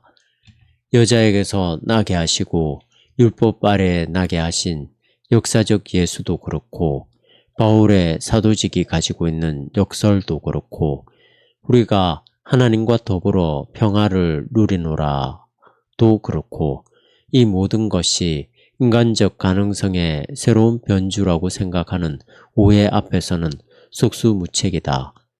종교 상호 간의 논박도 특별히 모든 종교를 공격하는 그 자체로 종교적인 논박도 이런 어스름 빛 속에서 이루어진다.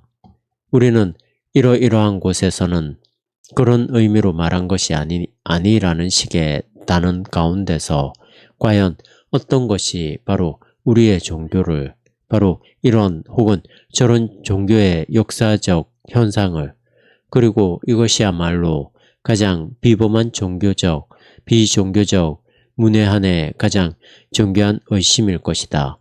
역사적 현상을 이런 어스런 빛에서 이런 오해에서 빠져나오게 할 수 있겠는가? 우리는 그런 단언을 포기한다. 우리가 유일하게 우리 자신을 통해 다른 사람을 통해 알고 있는 종교는 날아가는 새의 모습을 똑같이 그려내고자 시도하는 지극히 문제 있는 인간적인 가능성으로서의 종교다. 종교는 그 모든 눈에 보이는 의미에서 또 이해가 가능한 역사적인 의미에서 인간의 세상, 죄와 죽음의 세상 내부에서 일어나는 현상으로 파악되고 또한 포기되어야 한다. 이 세상 안에서 종교에게 부여되는 모든 존중과 경탄에 현혹되어서 종교의 모든 절대성 요구, 모든 초월성 요구, 모든 직접성 요구가 사실은 아무것도 아니라는 것을 깨닫지 못하는 일이 있어서는 안 된다. 어떤 식으로든 자연을 초자연 혹은 자연 너머로 늘여놓은 것, 감각적인 것과 감각적인 것 배후 사이의 중간 영역들 가운데 어느 한 곳, 거짓신 혹은 이 세상의 신의 구역 어딘가, 생명, 현실성, 하나님 나라, 저 세상이라고도 말해줄 수 있는 곳에 그들의 가장 대담한 의도가, 그들의 가장 깊은 체험이 하늘로 치솟는 그들의 계획이 숨어 있다. 종교에 관해서 긍정적으로 말할 수 있는 것은 오직 이것뿐이다. 인간 세상은 종교 안에서 곧 가장 심오하고 순결하고 끈질긴 인간적 가능성 안에서 자신의 최고봉, 그것의 최고봉에 오르며 또한 그래야만 한다. 율법이 그 사이로 들어온 것은 범죄, 타락을 더하게 하려 함이라. 종교에 보이지 않는 가능성은 바로 그와 같은 것이 보이는 인간적 가능성으로서 작용한다. 아니, 반드시 그렇게 작용할 수밖에 없다. 그래야 인간의 타락이 눈에 보일 것이다. 그래야 그 의의 선언으로 돌아서야 할 필연성이 눈에 보이게 인식될 것이다. 모든 인간이 육체에 불과하며 죄인이며 하나님의 방해물이며 하나님의 진노 아래 놓인 존재라는 사실, 그의 모든 교만과 불안정, 그의 지식과 의지의 불충분함, 그에게 선언된 그 모든 무자비한 정치, 이 모든 것은 종교적 인간에게서 비로소 터져나온다. 율법은 진노를 일으킨다. 율법이 있는 곳에 범죄가 있으며 율법이 있는 곳에서 죄는 죄로 여겨진다. 우리 각자가 모든 것에서 다른 누구보다 죄인이라오. 그리고 나는 다른 모든 사람보다 더한 죄인이라오. 전에 나는 자유로웠고 밤중에 등불 없이 걸어 다녔다. 지금 율법 이후에는 양심이 있고 밤중에 등불을 들고 다닌다. 그러므로 하나님의 율법은 그것이 나의 나쁜 양심을 열어주지 않으면 아무것도 아니다. 그러므로 이것이 하나님과 맺은 관계의 주관적, 인간적 측면이다. 에서는 야곱의 꿈과도 무관하고 야곱의 거짓말과도 무관하다. 그러나 이스라엘로 존재한다는 것은 인간적인 가능성으로 볼 때 온갖 고통과 질고를 안고 처절하게 멸시당하는 가장 무가치한 자로 존재함을 의미한다.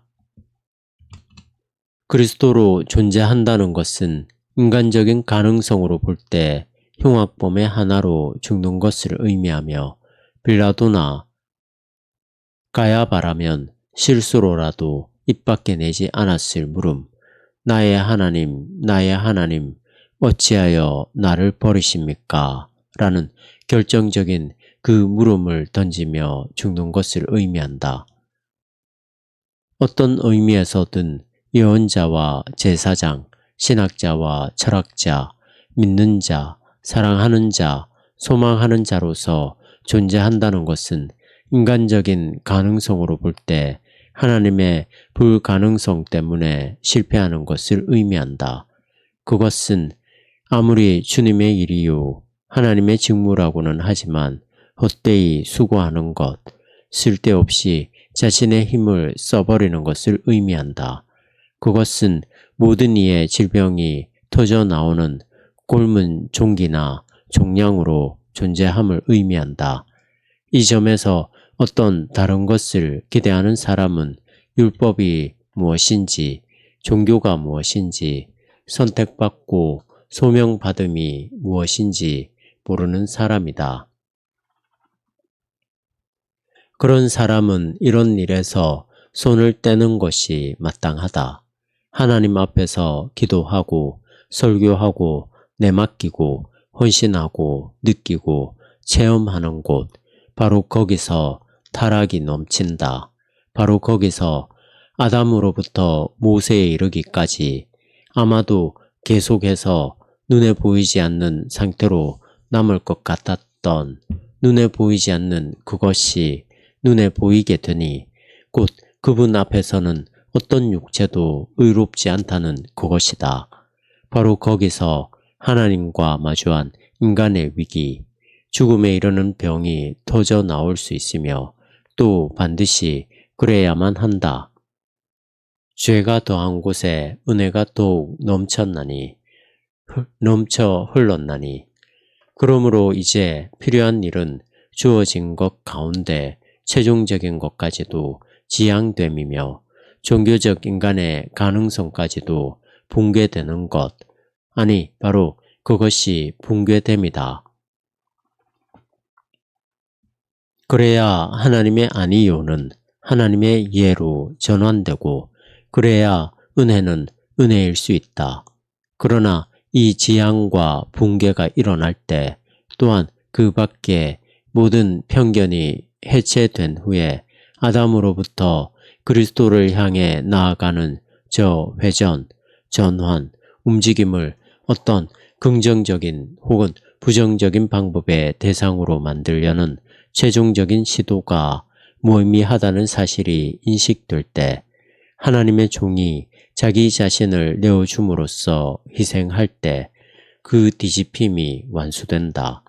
바로 여기에 율법과 종교가 통보하는 요구의 권리가 있다. 죽음에 이르는 병이 터져 나오는 것보다 더 유익한 일, 치료에 도움이 되는 일이 있을까? 그 병이 터져 나올 만한 곳이 있다면 율법이 들어온 그곳, 인간이 스스로에게 완전히 의심스러워진 상황에서 하나님 말고 다른 것은 생각할 수 없는 그곳, 인간의 의심스러움 전체가 드러나는 바로 그곳 외에 또 어딨겠는가? 여호와께서 그의 영혼을 속건 제물로 드리기에 이르면 그가 씨를 보게 되며 그의 날은 길 것이요 또 그의 손으로 여호와께서 기뻐하시는 뜻을 성취하리로다. 그가 자기 영혼에 수고한 것을 보고 만족하게 여길 것이라. 나의 의로운 종이 자기 지식으로 많은 사람을 의롭게 하며 또 그들의 죄악을 친히 담당하리로다. 여기에 재앙과 붕괴가 있다. 이것이 사울을 바울로 만들며 그와 동시에 바울로서 의로운 사울이 될 수 있는 권리를 준다. 아니, 그래야 하는 의무를 부과한다. 바울로서 그의 존재는 자기가 아닌 존재로서의 자기이며 이것이 은혜의 넘쳐 흐름이니 매 순간 종교 안에서 죄가 넘쳐남이 없이는 이런 넘쳐 흐름이 일어나지 않는다. 인간은 종교의 불명료한 역사적 현실로부터 벗어나려고 해서는 안 된다. 그리고 인간은 거기서 벗어나지 못하게 되어 있다. 은혜는 종교적 가능성이 대단히 진지하게 말하자면 온전한 힘을 발휘하여 온전히 전개된 상태에서 희생 제물로 바쳐지는 곳, 바로 거기서 은혜가 된다. 오직 거기서. 그러나 오직 거기서로부터 시작해서 계속 생각만 하는 것, 그냥 말만 하는 것은 우리에게 있을 수 없는 일이다. 탁월하게 균형이 잡힌 휴머니즘 속에서 종교의 교만이나 종교의 비극에 전혀 관심이 없어 보이는 자들, 이스라엘의 환상과 환멸과는 동떨어져 있는 것처럼 보이는 자들은 복이 있도다. 우리는 그런 사람들에게 바리새적 사고방식으로 돌아가서 그리스도께서 아테네에서 태어나셨다면 은혜가 이처럼 왕노릇하리라는 보장이 전혀 없었을 것이라고 외치는 일은 삼가려고 한다. 죄가 넘치고 은혜가 넘쳐 흘러야 하는 것은 죄가 사망 안에서 왕노릇한 것 같이 은혜도 또한 의로 말미암아 왕노릇하여 영생에 이르게 하려 함이라.